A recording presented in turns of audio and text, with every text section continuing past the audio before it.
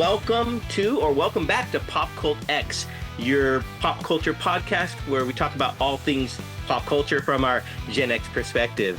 Today with us is Gabriel and Adrian, and we have a special guest joining us today, and that is Gonzo, who is a Chicano artist based in Phoenix, Arizona, who is celebrated for his bold storytelling and retro modern art style.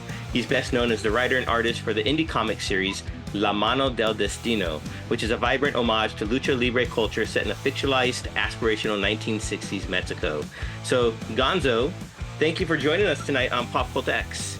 Yo, thanks for having me. That was the best intro I think I've heard almost ever. Like, that is the most succinct. Like, I'm gonna watch this and steal that now when I have to give an intro to people. Yeah, that was great. And text it over to you. Say this about me. Yeah, exactly. Well, I also appreciate the Gen X. How old are you guys? Just out of curiosity. I was born late 70s. I think everyone else here as well. So I'm 48 next month. Yeah. Oh, nice. Okay, cool. 47. Wow. 47. Yeah. So do you fit right in with us I there? can make references you guys will get. This is fantastic. I love this. I love the show already. Well, I first saw your art really when you posted this one on Twitter. I think, or not Twitter, Instagram last year. Yep. So I ran out and picked it up because Raphael's probably my favorite Ninja Turtle, and I saw this and I just had to get it, and I think it's just awesome. Oh, thanks, man. I mean, that's a hard to find one because that's the one that came out first before they had announced that there was going to be 4 of them. And it's on the Saturday Morning Adventures, which is the kids' book. Yeah. So, people have all 4 of those, really got on early, so I appreciate it. Very cool. Very cool. I know, and the reason I contacted you to appear on this show is because Adrian last week on our episode, for our little show and tell, brought up your book that he was reading. And Adrian, and that's the Mano del Destino. So I looked into it. It looks really fascinating, really cool. I read a little bit of it. Adrian, you want to jump in here and give us any comments, feedback on that? It was everything I was hoping for, everything that I expected it to be. A lot of one thing that I absolutely, 2 things, maybe 3 that I absolutely love about this, besides it being Latino origin or drawn from a Gen X Chicano kind of individual artist and creator. I love the fact that there's an onomatopoeia, the pow, the boom, the thwack, almost on every single page. And I grew up with that. Some of my first stuff was Batman, the issues around 400. And a lot of that was going on there, from the crack of his back, the famous cracking of his back. And and onomatopoeia is my favorite word in the English language. So I noticed that a lot of it. And you could go through here and you could actually have fun trying to count all the ones that you used, all the sound words, and the typography for those, little side note, were impeccable. They were just amazing. And I love your color strategy in this book. I don't know if that's you or if there was a color artist. I should already know if there was a color artist. Oh, it's all me. That book is 100% me. Yeah. Yeah, man. The way you stick with your color palette in this book and don't stray away from it I feel like it would be a difficult thing to do. I mean, yeah, it was painting myself into a corner. Like the color, it was very deliberate, because I wanted to, there's a quote, God, I want to say it's James Updike, who had a great quote about all art carries with it the need to confess its artifice. And I think that when you confess that it's made up, people kind of let their hackles down and just accept that it's constructed reality. And also when you're that deliberate with with color choice, especially, it's you respond to it on such a visceral level that it just assures someone that they're in good hands, right? Like if you're just hey, I'm only going to use these 12 colors and 3 of them I'm only going to use on the hero. So the rest of the book is just in those 9 colors, so that that my hero has a color signifier. So whenever he shows up, it's him. And then, then having to solve all the problems. I mean, it was a bit of a problem, at some points when how do I solve this? But, those guys who made comics up until the 80s really had, 24, 36 colors, something like that. And they had to figure out ways to make that work. but I think that when you alleviate any comparison to reality, or any realism, I guess, and you just tell them like, hey, this is a story. It's a little like a magician just going like, hey, this is a magic trick. Like, I don't think you're a real wizard. I don't think you're really making people disappear or cutting people in half. But like, you're more apt to like go with the flow and accept the reality on its own terms than to like start making comparisons to like fidelity to reality. Like, oh, this doesn't look like an X or Y or Z. Like, I just I wanted this like kind of admission of artifice at the very beginning. Like, hey, this is a world, not the world, and so just kind of go with it. And I think it works pretty well. But I also wanted like a very deliberately like Chicano color palette, partially in reaction to how bummed out I was at seeing the Mexico filter on every time you see anything Mexican. It's all dusty and brown, especially having come from such a bright, vibrant color, and like lucha libre being such a dynamic, vibrant sport. I just wanted to like move away from and honestly, comics were kind of becoming a bummer for a really long time there, where everything was kind of gray and brown washed. And these are superhero comics, and so I wanted to take that kind of 4-color fantasy of early 60s comics that kind of stayed in those primary two hues, and then shifting it into a very deliberately like Chicano color palette to be like, this is this world, proudly and boldly.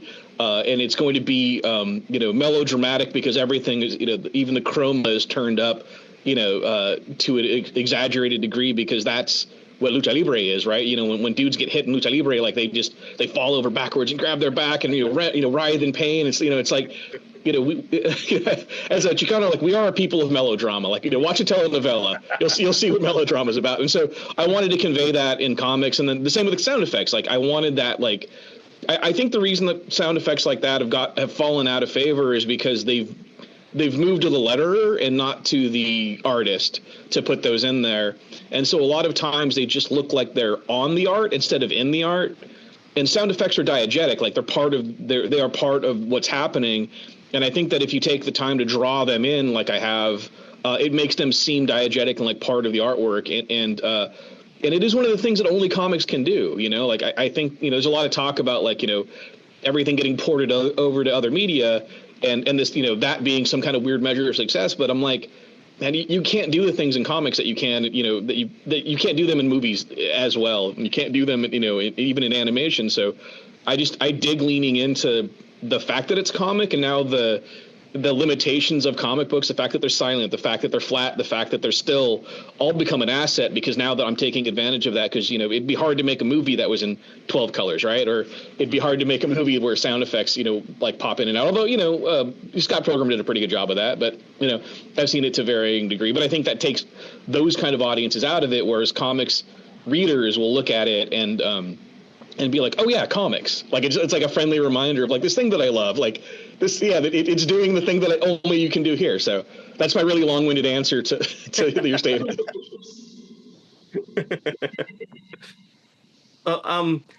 So with your champion telling Latino stories, how do you see the role of comics in broadening that cultural representation? I think there's just like a dude like me, one person can just sit and make it. Like, I don't have to get a studio to sign off on it. I don't have to get a publisher to sign off on it. Like, I can just tell the story that only I can tell. And, there's a certain, I don't fault like big publishers. So, like a little bit of backstory here. So when I left one of my jobs, working for a comic and toy company, I was out looking for more work, and I was looking to, just to get a job as like a penciler, inker, whatever, just out there, at cons, showing my portfolio off. And I had these pages, I had like 9 pages of La Mano put together. And, without fail, those are the pages that editors would respond to. Like, this is cool. What is this? And I tell them the story, and they were into it. And a lot of editors kind of put the feelers out. They wanted to see a full pitch. They wanted to see a full issue. They wanted to see what the story arc would be. So I developed all of that, which is why it ended up being the full series. But they all ultimately passed on it because they're like, I don't know how to sell this. And I don't besmirch them that, because they have a return on investment, right? Like, the margins on comics are so thin, and it's only gotten worse, and distribution is only gotten more complicated. And so, there wasn't room for a publisher to have success with what I was doing, but I feel the benefit of comics is I can just make a comic. Like I don't need permission, I don't need help, and I don't need quite the network that used to be there, the monopoly that Diamond used to be. So it allowed me just to dig into a kind of niche storytelling that I've found like a kind of a universality in, right? Like I find that like, the things I respond to are extremely personal to the people who make them, but in how niche that is and how private and personal that is, it gains a universality because everyone kind of, everyone knows struggle, right? Everyone knows, what it's like to like have a long road to hoe before you get to, what you think you want. And everyone's gotten what they thought they want and gone like, oh man, this isn't what I wanted at all. I thought this was something different. Like, we can all relate to that, but this is just specifically framed in this world of like lucha libre. And it allows me to, have an unlimited budget. It allows me to, make a period piece. Because if I wanted to make this a movie and I'm talking to a studio, I'm like, hey, this happens in the 60s. It really only makes sense in the 60s. So now we can't just buy clothes off the rack. We have to, hire someone to go find all these vintage clothes. Oh yeah, every car in there has to be a vintage car now. If we have an exterior shot, we got to take all the satellite dishes down, like all of that stuff. Like they can't do that, for this little, Latino movie about lucha, like no one's going to do that. Right. Like, so I get to make that unlimited budget movie with all of the architecture and the set deck and the costuming, all period correct. And not have to worry about my budget because I got to draw it anyway. Right. Like if a chair is going to be in the room, I got to draw that chair. And so if I put the 60s or the 1800s, whatever, like I still have to figure out what that chair needs to look like. So, yeah, I mean, it allows me to kind of delve into a more niche and also honestly make it what I wanted it to be. Because if I had publisher concerns, now they're like, I don't know, man, can we call it El Revenjo or something? Because like La Mano del Destino, like that's a little far, like that's going to off-put like wide audiences. And to me, that was always a litmus test. Like if you can't get past 4 Spanish words, the comic's in English, but if you can't get past 4 Spanish words in the title, man, my comic's not for you. Yeah. Like if you're hung up, like you don't know what Mano is hand and you don't know Destino is destiny, like, God help you. I don't know. like go read a Wolverine comic. I don't know what to tell you. I mean, like, nothing wrong with Wolverine, but still, yeah. So it allowed me the freedom to kind of be so personal, be so niche, and also not have to worry about concerns of marketability because I knew there was a market for it. I knew that, I knew I wasn't seeing the kind of heroism I wanted to see in comics, and I knew every time I saw a luchador in an American comic, he was like a hitman or a bodyguard or doing some shit other than wrestling. I was just kind of bummed at that, and I know that like. The American pop culture and the mass media is obsessed with like every time you see Mexico in a story, it's going to be about poverty and violence. Like let's talk about people wanting to be here. Let's talk about cartels and beheadings and shit like that. And like I was just done with everything of my culture being a bummer every time I saw it. And I just wanted to do something positive for it, and comics allowed me to do that because I didn't have to collaborate with anyone. I didn't have to rely on a penciler or an inker or a color or a letterer. Didn't have to rely on a graphic designer. I do all of that. And so being able to be a one-man show is really what I got most from the comics and having no limitations other than my imagination and my willingness to be at the artboard. Yeah. One of the things that you said about, your culture being not depressing or not like a bummer. A few months ago, I remember a friend put it out there and said, I want to read a book about Latino culture or, Latinos, but I don't want it to be depressing. Name a book. And everyone was just kind of like silent, like, oh shit, like we don't want it about trauma. We don't want it about narco. We don't want like, and that is such a genre that's like missing, is like, where's the happiness? Where's the joy that our culture embodies? And one of the things that, while you were speaking, I thought of a lot of the indie creators that we have interviewed, and there's a sense of like, create the work that you want to see. And is that some like is that what you would tell people out there that want to see those type of things? Is like, okay, if you're a creator, create that world that you want to see that doesn't exist out there. Absolutely. Like that, my number one advice that I give to aspiring artists is draw like you mean it. Like make meaningful work is all I can tell any aspiring creative. Like don't money grab, like, go for a money grab. Don't try to like think of what's popular, what's going to sell. All like we got, Marvel and DC are handling that, like those kind of like what's going to sell, what's going to move units. Like that's being handled at a corporate level that you as an individual could never compete with. So don't worry about it. But what you can do is make the book that you would want to read. And then when you're done, you'll enjoy it. Like you have at least the success of one person, enjoying it. So, and I feel like most of what I'm selling as an artist or as a creator is my affection for my subject. Right? I'm selling love more than I'm selling my draftsmanship or any skills or craft that I have. I'm really selling the love for what I'm doing. And people can smell that coming off. We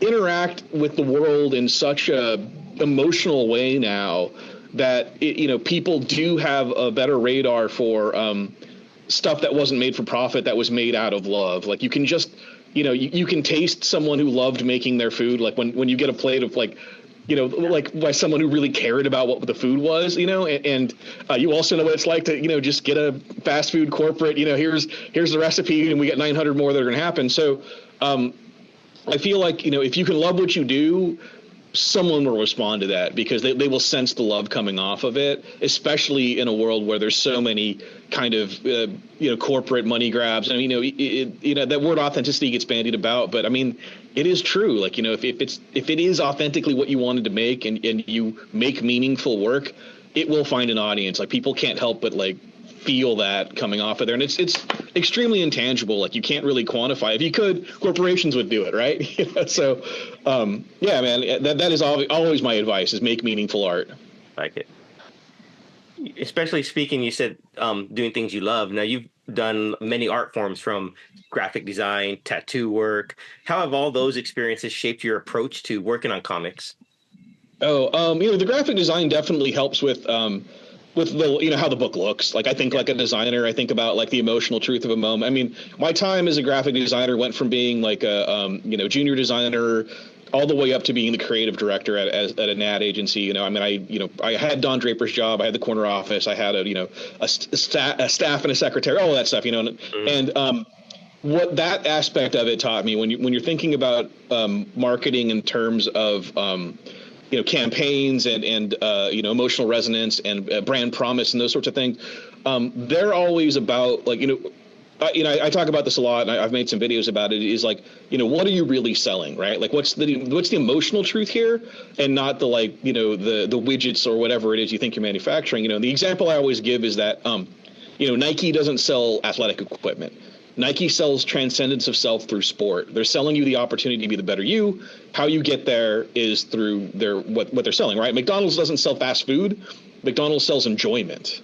And how you enjoy things is the food that they sell. And that's, there's a different brand promise to all of these. I could go through, it's a difference between like PCs and Apple, right? Like those have two very different, like ostensibly they both do the same thing, right? They both sell computers, but PCs sell you, look how smart you are. And Apple sell you, look how fun this is. And those are two very fundamental different itches that get scratched by those. So when I'm constructing a comic page or telling a story, I think about what am I really selling here? What's the emotional truth of these moments? And how can I reflect that in panel placement alone, right? Like just how big the panels are, how the panels are related. Before anything goes in the panels, before I pick colors, before there's any set or setting, it's just like literally. So in every 2-page spread, I like there to be some kind of emotional journey, like going from some emotional state change. You go from happy to sad or from calm to angry, whatever. If I'm going from calm to angry, how can I show that just in panel placement? Well, I can have very square, even panels on the left-hand side, and then as we get over to the right, like they're getting a little thinner and a little more jagged, there's a little more space, and maybe some of them are rotated more, and you can just see the frustration, the frenetic energy building up just in how the panels are before I draw anyone with an angry face. And then what is the camera angle that reflects the emotional truth of that? Maybe when they're calm, they're sitting and it's straight on shots, kind of medium shots. And maybe as they get more and more angry, we're zooming in, we're getting like, we can see wrinkles on their faces, like, as brows are coming down and teeth are getting gritty, and then color palette, on top of that, like, well, maybe we start with some nice blues and calming colors. And by the time, and then maybe it's a, local color in the first panel where, the trees are green and sky is blue. But by the time we get to the last panel, it's just all shades of red now, just reds with like a green highlight or something really like where the colors fight each other, so now we've got some energy. So I mean, all of that is like all that graphic design like feeds in there. The tattooing taught me to not be precious. You can't erase. Like, it's just fucking move forward. So it also taught me to like be a little more like, figure out what people want, like and just dealing with people, and getting that personal. When you're drawing on someone's body forever, you really learn how to connect with people, and you learn like kind of what they mean regardless of what they say, like, and that's a little with the graphic design too, is like, they'll ask for something as a solution, but really you just want them to explain the problem. And so I think a lot of that went into like my tattooing, which, they're like, oh, maybe we could put a bow on this. I'm like, I don't know if the bow's going to look good. What is it you're trying to do with that? Like, do you want to show that it's special? Do you want to show that it's tied up? Do you want, like, what do you, like, tell me the problem, don't tell me how to solve it, because I can probably find a better solution that aesthetically is going to work. And so, tattooing taught me a lot of that. It also taught me to be creative on a schedule. Because when I started tattooing in the 90s, there was no internet. There was no Instagram. There was just like someone came in and was like, I kind of want a greyhound. I'm like, what the fuck does a greyhound look like? So you got to figure out what a greyhound looks like that day, because there were no appointments. There was none of that bullshit. Like I was in a street shop, we figured out, like we had some reference books and we figured out what they needed and we got them that day. So, and it's, it's that, old adage of like the first step in creativity is, butt meet seat. Like you just be there, do the fucking work, and tattooing taught me that, especially, when I tattooed. I was lucky enough to tattoo before we were more technicians than we were artistes. And now there's a lot more artistes than there are technicians in the world. But, again, I'm just going to sound like a grumpy old man. I think everything I've done creatively has fed into my underlying ethos of always just like, what is it we're really selling? Like, what are we trying to get on a emotional connection, right? Like, how can I hit him in the gut before, especially with comics, man, because no one gives a shit about what you draw in a comic book, and no one gives a shit about what you write in a comic book. What they give a shit about is how they feel about what you've written and drawn. So how can I elicit the most amount of emotion from my viewer? And, doing that with, tattoo arrangement to graphic design and advertising has all prepped me for this kind of narrative that I'm in complete control. But also it can cause me to spiral and get up my own ass about all of this, like heady knots. Like, and sometimes, man, but the tattoo artist to me is just like, just put a fucking line down and move on. You can change it later if you need to. Very true. That's funny. Yeah. Tattooing did also teach me to live with mistakes, because you can't erase. You can fix them to a degree, but like you gotta make do with what you put down and move on. I think that's part of. I've moved away from digital. I was doing a lot of digital stuff early on, but now I'm back on pencil on paper and ink on paper, because you can undo too cleanly on the computer. You can erase an inked line perfectly. It's not going to mess your paper up. It's not going to slow you down. You don't have to wait for any pro white to dry. Like, you can just fucking undo, Command Z, and it's done. And I I don't want to George Lucas myself into like redoing things over and over again. So done is beautiful is also another best bit of advice I got from an art teacher. Let's play a little bit there. You mentioned George Lucas, and so let's just say you were given the opportunity with like a mainstream character or franchise. Which one would you like to reinvent with your own signature style? Man, I love dumb shit. Like I'm doing work for Marvel right now, and it's kind of whatever they have for me, I'm doing. Like, I don't really have a say in that. Like, starting off with Ghost Rider is really cool, but I'd love to do anything Spider-Man, but I don't want to. He's too sacred to me. Like, I draw comics because of Spider-Man. Like, I have the word, thwip tattooed on the inside of this finger, and then the spider web on this side. So if I do that, it says thwip and the spider web comes out. So I just like to work on him. I don't necessarily need to like change him. But, I have always gone to the bigger companies with like, give me your D-list characters and let me do something fun with them. And so I have pitches for like really ridiculous characters, because I think there's some gold to be mined there. And also if I go to DC, well, I haven't done any work for yet, and I'm like, hey man, give me Buana Beast. I've got an idea on Buana Beast. You give me 3 issues, I'll move some fucking units here. And they're not doing fucking anything with Buana Beast except keeping the license alive, right? So they have to put something out every 20 years or so. But I always thought that when Kirby went to DC, that it was like a big dick move to like give me your worst selling book and I'll work on that, right? And I think that, what I've come to, like, my personal thing, the reason I want to go over to DC and work on Buona Beast is that if Buona Beast succeeds, it's because of me and what I did. And I think it's what Kirby did, right? So if Jimmy Olsen fucking sells, it's because Jack Kirby's working on it and doing good work. If I go over and I take on Batman and Batman sells, fucking Batman sells. Bad Batman sells, good Batman sells, you know what I mean? And honestly, all I can do is fuck that up. Like, all I'm going to do if I take Superman on is make it worse, because I have ideas for it, but I don't think that anything I do to Superman is ever going to touch, like, the Byrne stuff that happened in the 80s. I don't think that it's going to touch, any of the stuff that happened in the 60s. Like, I just, the same with Batman. It's like, I love what Miller did in the 80s, and I think that time that was super revolutionary, but, like, people have been doing that Miller thing for, like, how much more depressing can we get? Like, I mean, that last movie was just like, oh, we're going to make Bruce Wayne depressed now too. There is going to be no juxtaposition. There is no contrast. It's just depressed ass brooding Batman and depressed ass brooding Bruce Wayne, which it really erodes at the fun of, like, I got my problems with that movie. That's a whole other conversation. But so yeah, I would be like, yeah, man, go to DC. I'm like, yeah, hand me Buona Beast. If I go to Marvel, I'm like, hand me Two Gun Kid, hand me Sunfire. Like, I got some cool fucking stories I want to tell with these underappreciated characters.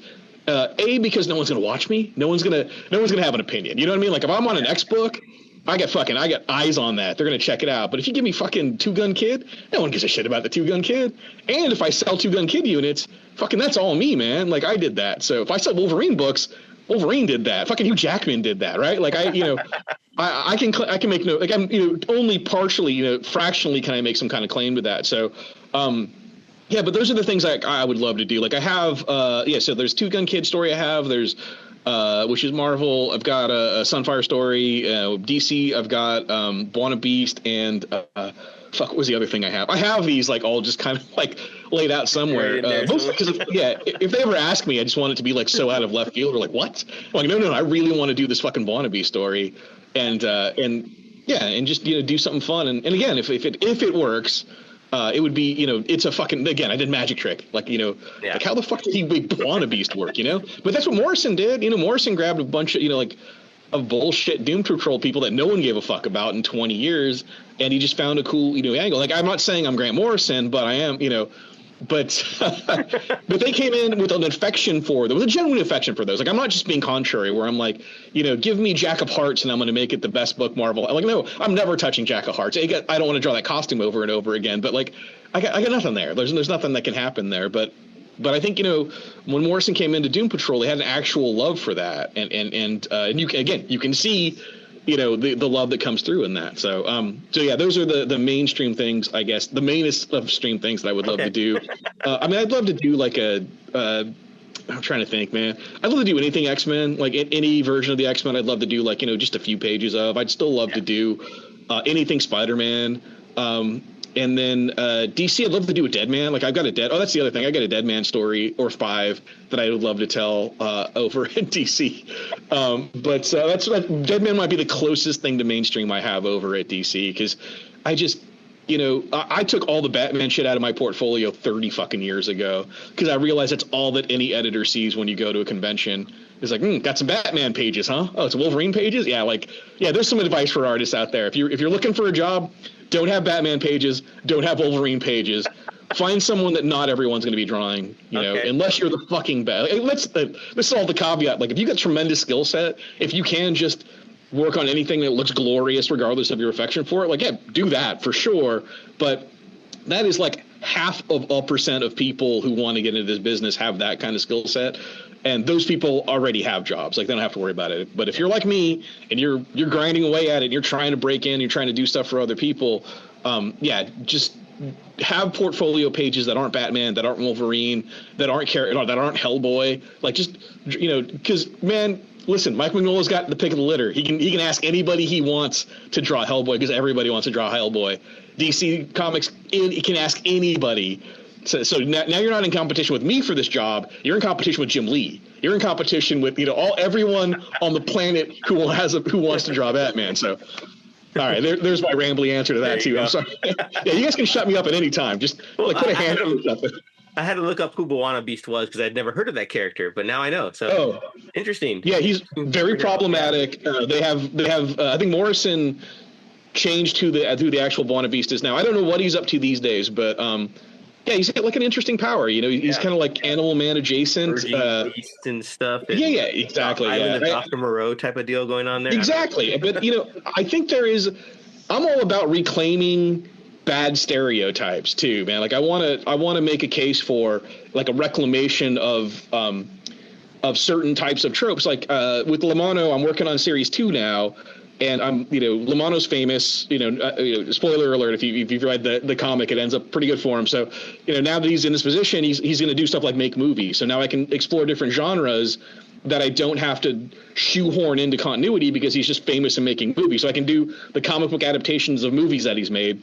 And so I'm taking on like James Bond movies, and he's not a womanizer. He's not like, in fact, his superpower kind of ends up being that he's not a womanizer. And I can take these kind of problematic genres that were a little bit of like otherizing, like, James Bond would always go to like some weird locale, and the people there were always, kind of dumb, and like, it's very like white savior, right? And very, like, look at all these dumb people. But I can now send, Lamano over to, he's going to Tangier, and I can celebrate the indigenous people of that culture and have them be like legitimate parts of the story.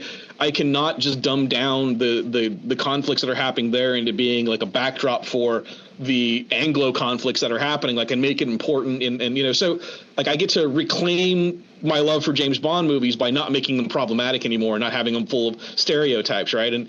And I feel like you can, there is a way to do these kind of jungle stories that aren't white savior stories, which is why I want to get into like Buona Beast. Like legitimately, I want it's a reclamation project for me. And also because nobody cares about him. But yeah, I went out and I bought the first 2 appearances of him, which are books from the 50s, I want to say. I think they're like mid 50s. Yeah, they cost me $8 each. And they're in really good condition too. That's how little anyone cares about Buona Beast. Gotcha. But I keep putting it out there because eventually DC's gonna be like, all right, fuck, let's do it. What do you want to do with Buona Beast? I'm like, all right, let's make it happen. Yeah. That's awesome. We are a pop culture podcast here, so of course we do like to get into things. I also like really talking to our guests about what they're currently watching or reading. And so if you have anything you want to share that you're currently watching or reading before we get into our topic of the episode. I'm so done with my reading, man. I'm currently reading. Ellen Lupton is a type designer, and she wrote a book on typography that's really good. And if anyone wants anything to know about really basic concepts about typography it's interesting. Yeah. So Ellen Lupton typography book. She put a new edition out literally like a month after I bought mine. So, but the one I have is great. I think it's just called On Typography. So that's what I've been reading for a while. I've got a Madonna biography I've been chipping away at for the past year or so. Fascinating stuff. I love Madonna. And I think that's it for me in reading. What else am I reading? I think that's it for me in books. And then watching, what am I watching? Still working on the last season of Cobra Kai because it's amazing. And we just wrapped up, recently we just wrapped up Kevin Can Go Fuck Himself, which is really good. I don't know if you've seen that. I saw the first episode, I think, of that. Yeah.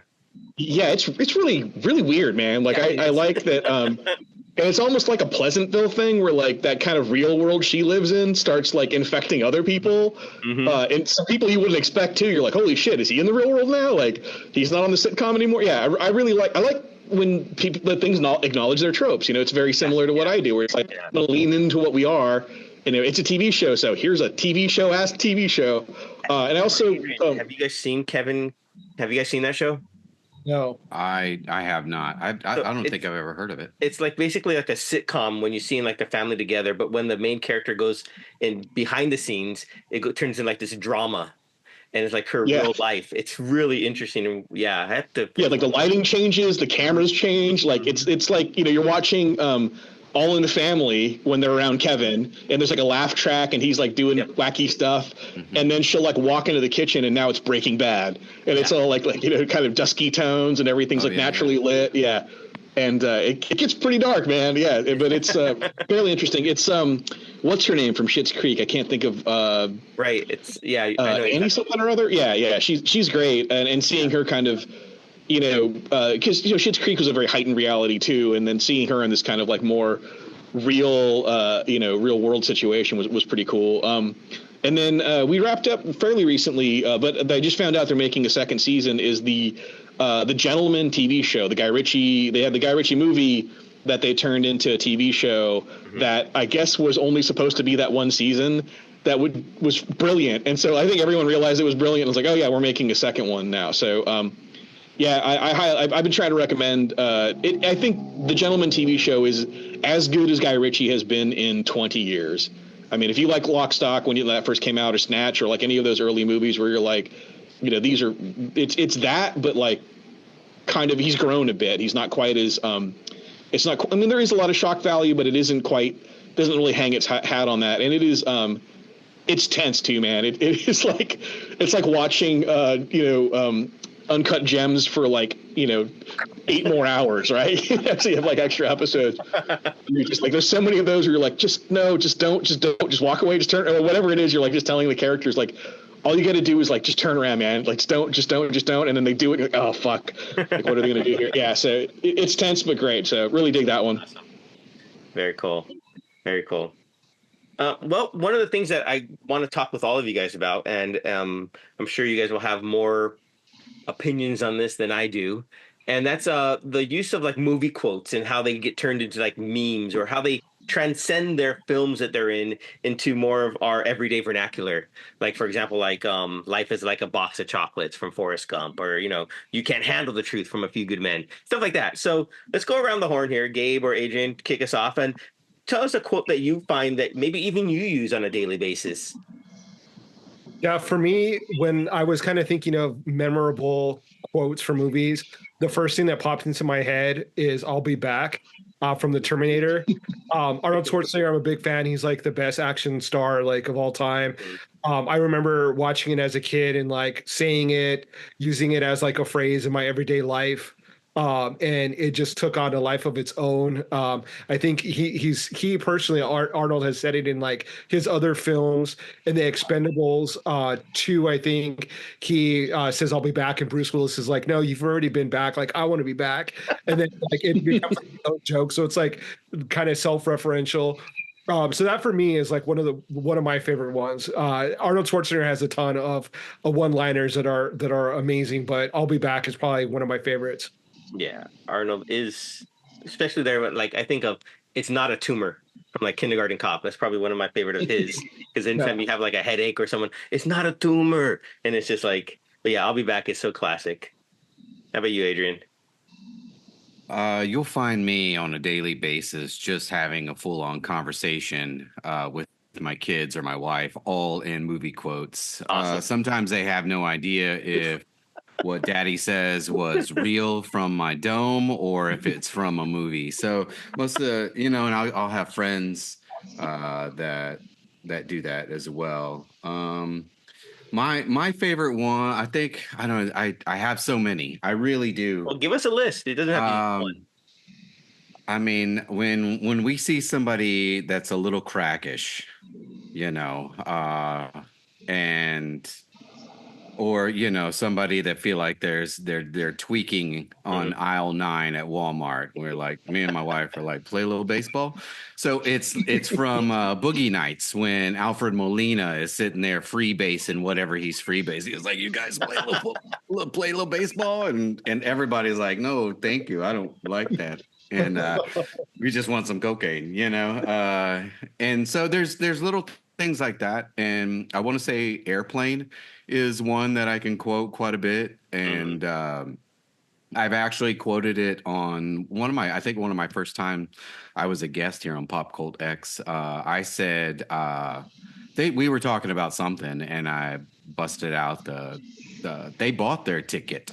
They bought their ticket. They knew what they were getting into, and there's the guy that's like, I say, let them crash. And I say that all the time when I see somebody just being an idiot.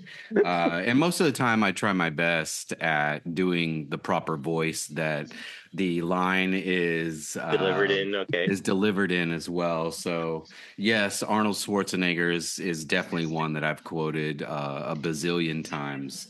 Let's see. I really love like Rodney Dangerfield, Back to School. I noticed that I do quote. I can probably recite that movie from beginning to end. There's a lot in there that I will. Maybe some that's inappropriate to even say. I don't even want to have a recording of me saying it out loud. But there's times where I see somebody like really pigging out and like just like or spilling food off. He comes into the office and everybody's in Back to School with Rodney Dangerfield. He comes into the office, everybody's pigging out, and he was like, "Take it easy, don't get any on the walls." And so when I see somebody just like going for it, I'm like, or my kid is doing stuff and stuff's falling all over the plate. And I'm like, don't get any on the walls, kid. But yeah, and Clark W. Griswold, he's in the top 3 as well. I'm so hungry I can eat a sandwich from a gas station. There's little things that I'll just pop off that'll just come up to my head. So yeah, it's a daily thing for me. Cool, as it should be. I mean, yes, that's what they're there for. I highly recommend it. Yeah. It's what they're there for, yes. How about you there, Gonzo? Any particular quote stand out for you? The ones I use a lot are if you ever like walk into a place and like you interrupt what's happening and there's like a moment, like something should be said, like people stop, they notice you, but there's no reason to say hi again or anything like that, where you're just like, you just need to like walk past them, whatever. I'll just do the like, big gulps, huh? Oh, catch you later, and like walk away from Dumb and Dumber. It's like it's the best line of all time. Like that whole movie is just the big gulps, huh? All right, catch you later. And then the other one is one of my favorite movies of all time is Raising Arizona, and it's an underrated Coen brother movie with Nick Cage and Holly Hunter. And when he goes to steal the Huggies and then gets shot at and has to run away, and Edwina has to come pick him up. And she finally gets around after a great, one of the best chase scenes ever. And like it's this like Evil Dead tracking shot that goes through a house that he runs through and stuff. It's amazing. And she finally gets into, he gets in the car and she's yelling at him for having like robbed the store because he can't help himself because he's a criminal. And she's like, "What if you'd gotten yourself arrested? What would that leave me and Junior? Where would that leave us?" And he goes, "With a man for a husband." And she says to him, "That ain't any kind of answer." And he goes, "It's the only answer." So my wife and I do that all the time, where she'll give me some kind of answer to something. I'm like, "That ain't any kind of answer." And she'll just look at me and go, "It's the only answer." So yeah, that whole movie just has so much great, like, damn it, HI, the store don't rise and set on the corner grocery. John Goodman's great in that. William Forsythe is great in that. Randall Tex Cobb. Like there's just, that whole movie is just completely, is completely rife with just so many good lines. But with a man for a husband, or that ain't any kind of answers, is the one I go to on a daily basis. I also quote Real Genius a lot, that Val Kilmer movie from with William Atherton that happened back in 85, 86 or something. There's a lot of that. Would you qualify that as a design error or a launch problem? Like if something breaks, like I'll quote that ad, or I'll be like, "Let's take a step back, let's take a step forward, no, take a step back, take a step forward, take a step back," and now we're cha-chaing. Like there's so many great. Real Genius is just a line a minute. So I go to that one a lot of the time. I do a lot of They Live, which is just Roddy Piper for like 90 minutes, giving you some of the best, who hasn't come here to kick ass and chew bubble gum, you're all out of bubble gum. Yeah. Piper in that is just genius. So that's probably one of my go-to movies. And I think those are probably my top ones, but the top one is that Raising Arizona line, because my wife and I do that at least once a day to each other. The best ones are when you can say something and your significant other or your homie or something, or even the best is if a stranger finishes the quote, Oh yeah. I'll say something. The one that my wife and I will do is I'm like, well, I don't know if I should lift that. And I've had back problems my entire life. And she'll bust out the secretary from Ferris Bueller's Day Off. Oh, yeah, you shouldn't be throwing anyone. Your bad back, Ed. You shouldn't be throwing anyone. And she'll say that from across the room, and we'll both just crack up. The kids crack up now. The kids say, well, Daddy, with your bad back. And, they've maybe seen the movie once. But, any of those lines that you share. You want to hear something funny about? So my kids are like 25 and 22, but when they were little, like, I don't know, they were like 12-ish, 12 and 10. I said something. I quoted Ferris Bueller. I don't know, something about the gummy bears in my pocket or whatever, like something about that. And then my kids are like, they know when I'm quoting movies, like, what is that from? Like, oh, Ferris Bueller's Day Off. And my 12-year-old daughter looked at me and she said, "Is that really old movie with Inspector Gadget?" And I was like, "Oh, fuck, it is, isn't it?" Yes, it is. That's true. Hit me in my soul. That hurts. Yeah. Yep. Speaking of the Dumb and Dumber one that you mentioned, Gonzo, I read somewhere I thought that Jim Carrey improvised that line. Like, those guys were like just hanging out up front, like hanging out. Yeah, exactly. It's funnier. Yeah, exactly. It is the best line in there. Yeah, I love that guy. Yep. Are there any movies that people that know you or would be shocked or surprised that you love the movie and can quote the movie? That's sort of like Steel Magnolias. Nice. Like the dad, he's quotable in that. It's Tom Skerritt. He gets up from the couch and he's running across the thing, and they're all getting ready. There's chaos, and all he says is "coffee kicked in." And he's running to the bathroom. And sometimes you'll hear me running up the stairs. Coffee kicked in. And, I say that line too. Yeah, Steel Magnolias on this one.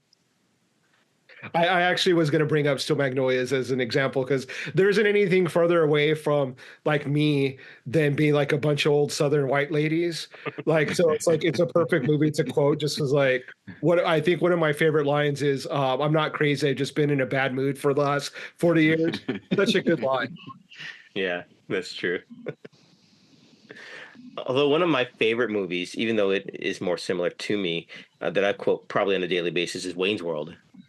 And it's just like all the lines in there. My wife and I will quote the "game on, car," just like when we're stopping something, starting it again. It's just like that's just so memorable to me. And there's just so many more from that film that I just quote daily. I don't share too many of the memes. You mentioned memes in there and like quotes. Yes. I'll do like some of my favorite moments, like the still frame at the end of Karate Kid, where Mr. Miyagi's really proud of Daniel for winning, and it like freeze frames on on Pat Morita's face at the very end of the movie. And sometimes I just send that photo to my buddies who are like said they did something or they're accomplished something for the day, and I'll send them the Miyagi one. Or when I'm celebrating, I'll send DiCaprio from Wolf of Wall Street doing the straight break dancing at the wedding thing when I'm a little excited on the family text. Like I'll send stuff like that, gifts, but not so much with like quotes on them. Yeah, I'll just say them myself. I'll just reenact them myself. You just film yourself doing that. Mm-hmm. Why not? Are there any quotes from movies that other people say that are really popular that drive you crazy when you hear them? Ooh. Oh man. Maybe the box of chocolate ones that you is up there. That one got worn out there. Titanic with like King of the World, that was annoying. Yeah. What about the odds are forever in your favor? Where's that one land on your list? Is that Hunger Games? Yeah. That was pretty annoying. Yeah. I'm more of a the glass is half empty kind of a guy. Instead of what I love, I like what I hate. It seems interesting to me that we're all Gen X, but all our movie references, most of them that we enjoy, come from mid-'80s films, right? So, and I don't know if that's just what we grew up on, what we just enjoy the most, or it's what makes the most sense to us now. Find that very. Oh man, I'll quote like not a day goes by that I don't quote The Kids in the Hall. Like I just like that made such a huge impression on me. Like I think I was like 12 or 13 when that first showed up, and you know, and I've done it in like meetings, like straight up, like, you know, and people are like, what are you even fucking talking about? Like, you know, especially if someone pauses after they say but first, if they're like, okay, we're gonna do this, blah blah blah, you know, but first. And I go, the whores, you know, because like that's from the, you know, and I've literally just had to like pull up Kids in the Hall like videos to show people, you know, like who Hecubus is, or, you know, what like I'm just thinking about Tony, who he's with, where he might be, if he's thinking of me, if he might come home some, like, yeah, I could probably do all of the Kids in the Hall, like all of the seasons, you know, the original ones. Not, I haven't seen the new ones yet, but like, yeah, that is something that that definitely I quote on a daily basis, and yeah, like so much so that my wife has seen a ton of Kids in the Hall, like having never seen a full episode, just like one little sketch here or there, you know, like, yeah, that show is fantastic. I just remember seeing the previews for that when it hadn't even aired yet, because it was like, you know, Lorne Michaels was producing it, and so it was like, oh, what is this going to be? Because he had just come back after the Ebersol years at Saturday Night Live, but he was doing both, and I think it's what he was developing while he was away. But there was a preview. Just listing off like other sketch shows, you know, like, you know, SCTV, Saturday Night Live, blah, blah, blah, all these things that like I think we're currently on. And then it cut to like Mark McKinney as the devil, where he's like all painted red and stuff, and he just looks like straight down the barrel at the camera and goes, "Fuck those other guys, watch the Kids in the Hall." And I was like, the fact that he said "fuck" in a promo, I was like, oh shit, I'm watching every bit of this. This is amazing. And then I also quote the young ones a lot to my friends, you know, like a lot of I don't know, you guys ever watch that British TV show, The Young Ones? Man, I don't. There's a certain age I think you have to be to have like.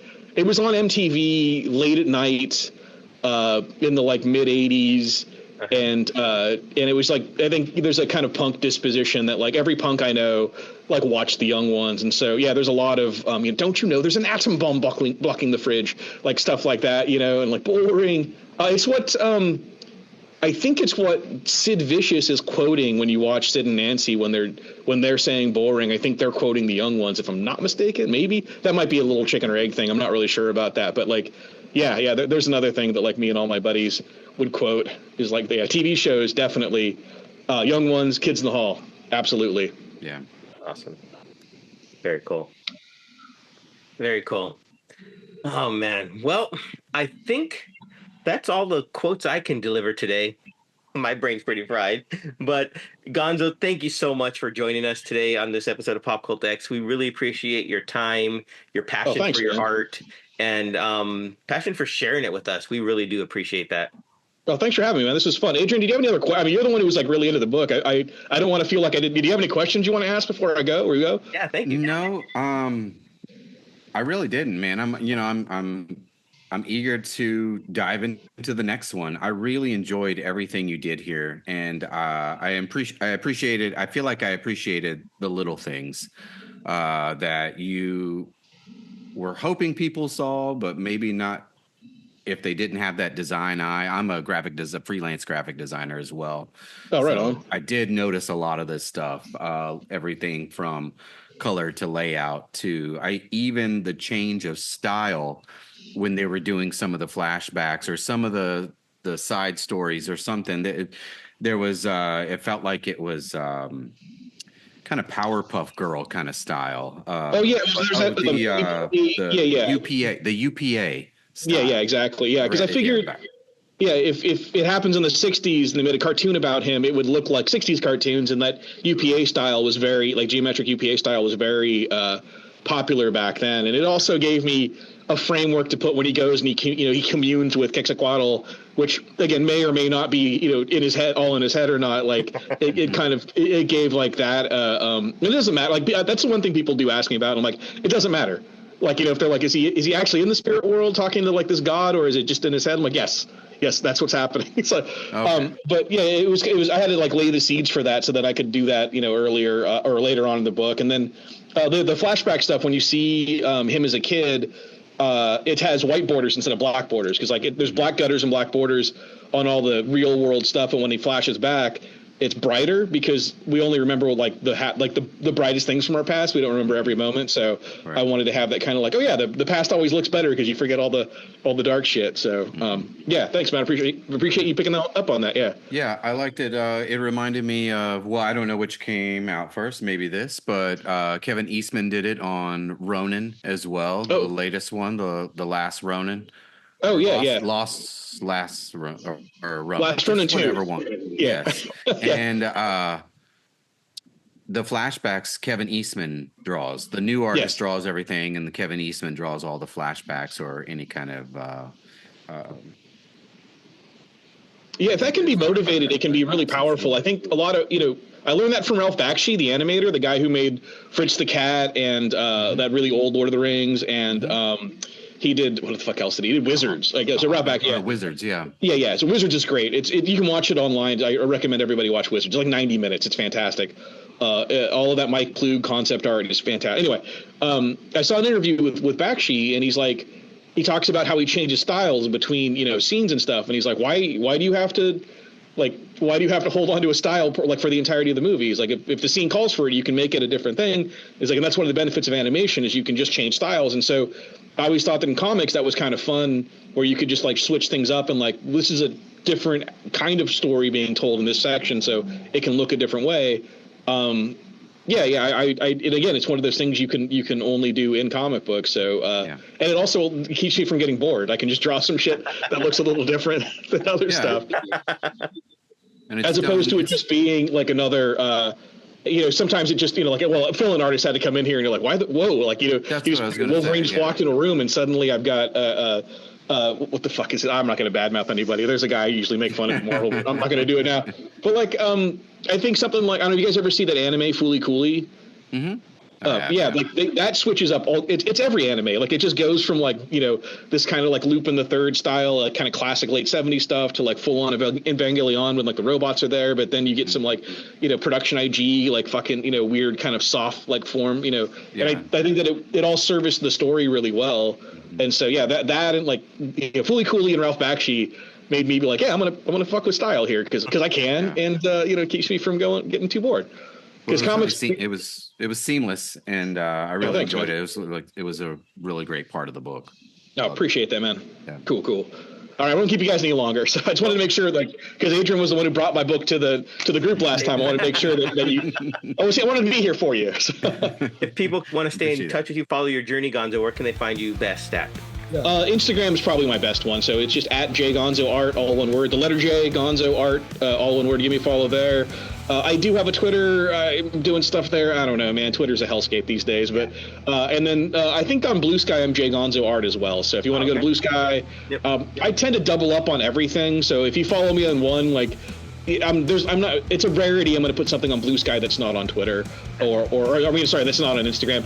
But Instagram is where I start when I start posting stuff. So if you want to see it first, go to Instagram. JGonzo Art on Instagram. Very cool. Well, thank you again. Thank you very much. We appreciate your time. And everyone out there, make sure you go follow Gonzo on his Instagram, Blue Sky, and also share, and follow us everywhere else, PopCultX. Thank you, guys. Thank you.